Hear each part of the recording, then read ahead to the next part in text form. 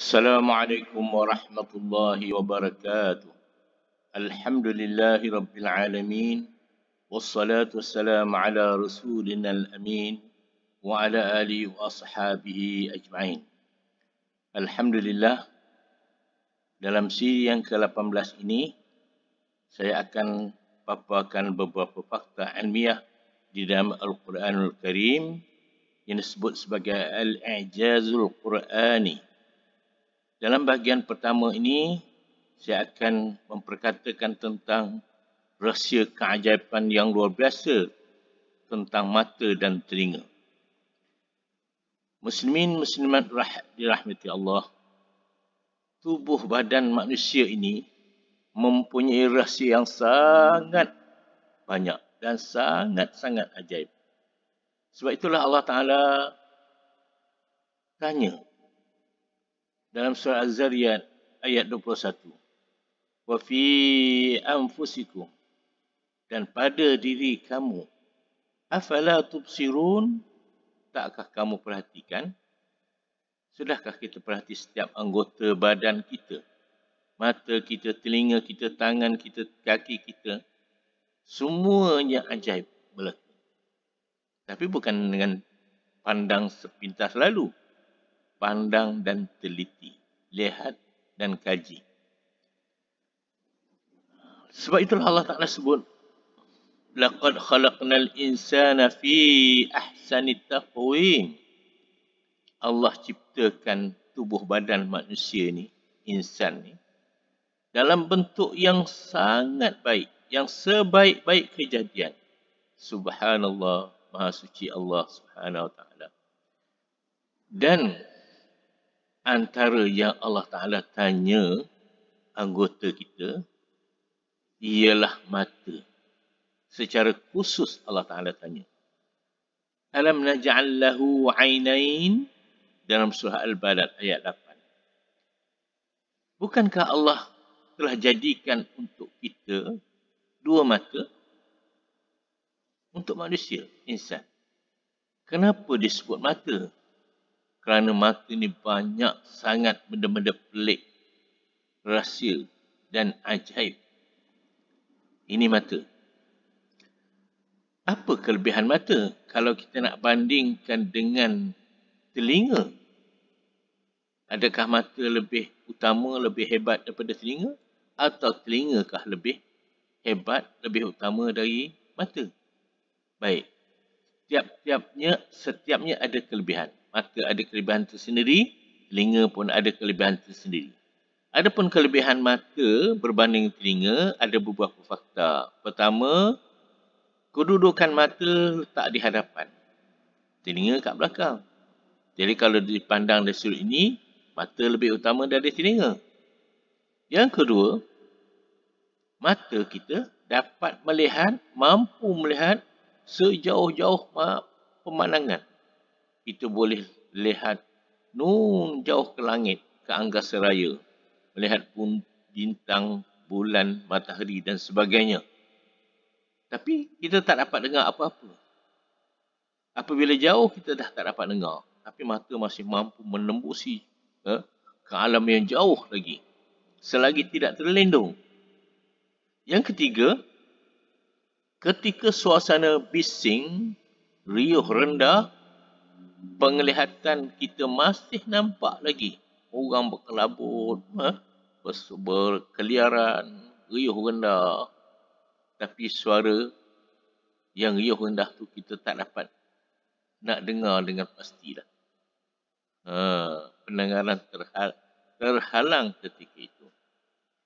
Itu di antara kehebatan mata berbanding dengan telinga. Tapi apa pula tentang kelebihan telinga berbandingan dengan mata? Ya, telinga ada kelebihan tersendiri dan sangat luar biasa. Antara faktanya, pertama, telinga kita dapat mendengar sekeliling, setiap penjuru. Depan, belakang, atas, bawah, kiri, kanan, tempat terang, tempat gelap, semua boleh dengar. Tapi mata terhad, terbatas, tak dapat tengok belakang, apatah lagi sebelah dinding. Apatah lagi di tempat gelap, tak nampak. Itu lemahnya mata berbandingkan telinga. Yang kedua, telinga adalah satu-satunya anggota yang berjaga ketika tidur.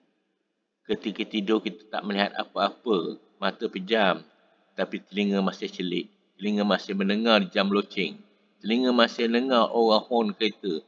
Telinga masih dengar orang beri salam walaupun tengah tidur. Itu hebatnya telinga. Kemudian kalau gabung dua-dua, apa pula kelebihannya? Bila bergabung mata dengan telinga. Dua-dua. Apakah hebatnya? Kajian-kajian menunjukkan sebenarnya banyak kehebatan dia, tapi saya nak cerita dari sudut pembelajaran.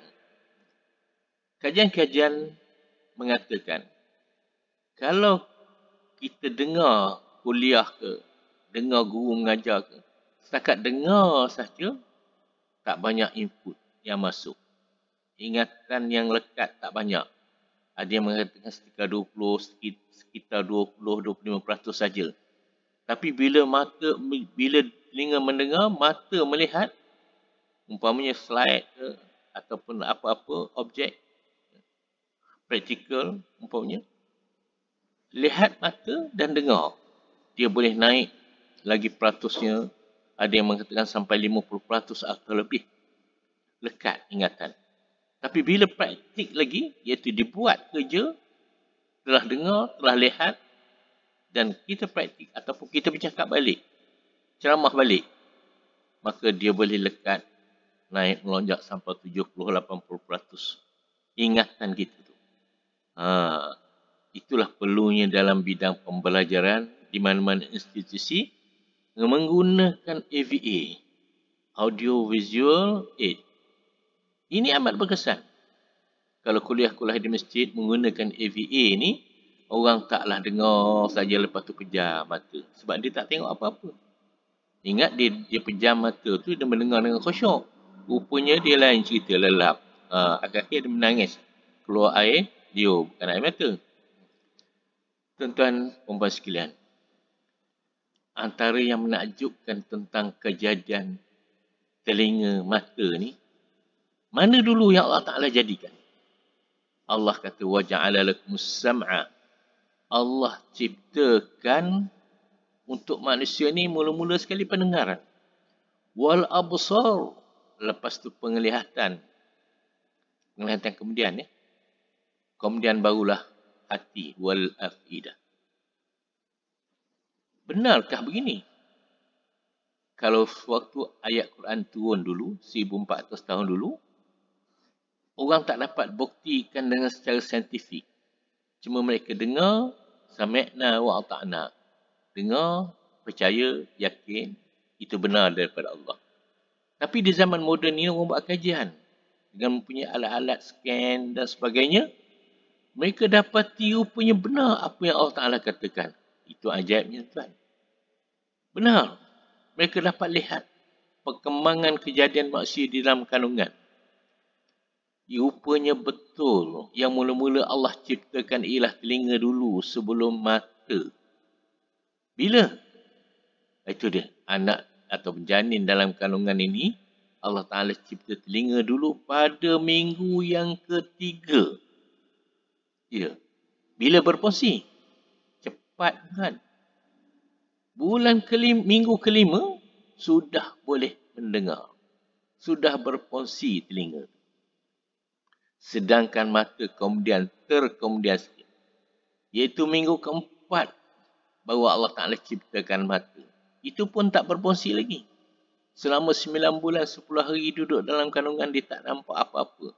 Sebab itu Allah Ta'ala sebut, fi zulumatin salas. Janin dalam kandungan ibu ni berada dalam 3 lapisan kegelapan. Ada setengah pendapat mengatakan 3 lapisan ovari dan sebagainya. Dia bila boleh melihat? Dah lahir baru boleh lihat. Itu pun bukan lahir terus dapat melihat. 2 minggu lepas tu baru dapat melihat. Itu pun dia tak kenal lagi. Sebab itulah kita dalam Islam disyariatkan azan ketika lahir anak. Sebab dia sudah mendengar. Dia tapi tak melihat lagi. Tak payahlah tunjuk muka ibu, muka bapa, muka adik-beradik. Dia tak dapat melihat lagi. Tapi sudah mendengar. Mendengar ni bukan sahaja masa lahir. Minggu kelima dalam perut, dia dah boleh dengar. Sebab itu kita dalam Islam digalakkan ibu membaca Quran atau buka kaset-kaset Quran. Biar anak tu, sebab anak tu dengar. Bukan nak jadi anak seni misalnya. Buka lagu-lagu Hindustan dan sebagainya. Tapi kita dalam Islam dianjurkan supaya baca Quran. Baca Quran daripada dalam perut sampailah lahir. Sampai tua, sampai mati. Baca Quran. InsyaAllah. Yang ketiga, fakta yang ketiga, pendengaran ini sangat tajam. Bila tajam? Minggu pertama selepas kelahiran dah tajam.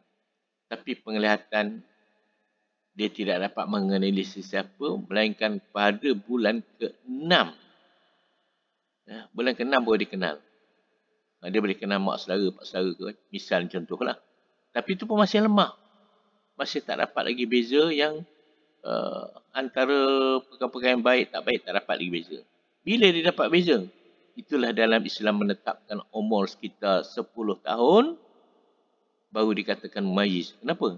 Kerana mata dia barulah berfungsi untuk membezakan baik dan buruk. Itu cara dalam Islam. Kesimpulannya, pendengaran ni dia sepanjang hayat.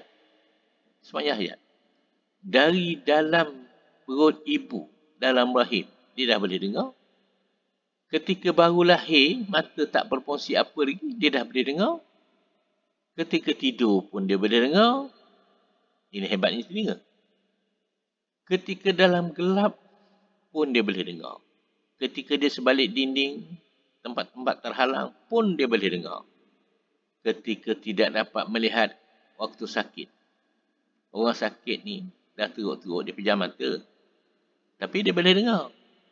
Apatah lagi ketika nazak, nak mati. Sebab itu dalam Islam, diajar supaya sesiapa yang menghadapi orang nak mati, talqinkan dia. La ilaha illallah. Mata dia pejam, tapi telinga tetap dengar. Mudah-mudahan dia ikut apa yang kita cakap itu. Dan seterusnya sampai dalam alam barzah, dalam kubur. Pun dia boleh masa dengar lagi. Sebab itu kita ada talqin. Subhanallah, Maha Kaya Allah. Jadi kalau kita lihat tu, rupanya pendengaran sangat penting berbanding dengan mata. Mata penting juga. Tapi antara mata dengan telinga, telinga dulu. Sebab itulah di akhirat pula yang dipersoalkan terlebih dahulu apa dia? Telinga ke mata? Telinga ke mata? Telinga yang dipersoalkan dulu. Tengok Allah Ta'ala sebut dalam surah Al-Isra ayat 36. Innas sam'a wal basar wal fu'ad. Sesungguhnya pendengaran, as-sam'a pendengaran, wal basar dan penglihatan, wal fu'ad dan hati, kullu ulaika kana anhu mas'ula. Semuanya kena soal. Siapa yang kena soal dulu? As-sam'a pendengaran dulu, telinga dulu. Banyak lagi kajian-kajian. Lepas ini nanti kita bincang lagi tentang peranan, fungsi dan sebagainya telinga dengan mata. InsyaAllah kita akan sambung. Kita akan cerita tentang fungsi mata, motif tiap-tiap suatu, komponen mata. Komponen mata kita ada banyak. Bulu mata, kening, kelopak mata, bola mata, pupil, iris, banyak perkara. InsyaAllah bersambung dalam siri akan datang. Selain daripada itu, siri akan datang juga kita akan ceritakan tentang beberapa jenis air mata. Air mata ni banyak jenis. Tapi ada satu jenis air mata tu, dia mengeluarkan toksin. Mengeluarkan toksin daripada badan. Subhanallah, Maha Kaya Allah. Punya banyak-banyak air mata ni. Ada air mata yang baik, ada air mata yang tak berguna, yang perlu dikeluarkan dan sebagainya. Wallahu a'lam bishawab. Tolong share, pahala kita supaya berpanjangan kepada sahabat-sahabat, rakan-rakan yang lain. Wabillahi taufiq. Assalamualaikum warahmatullahi wabarakatuh.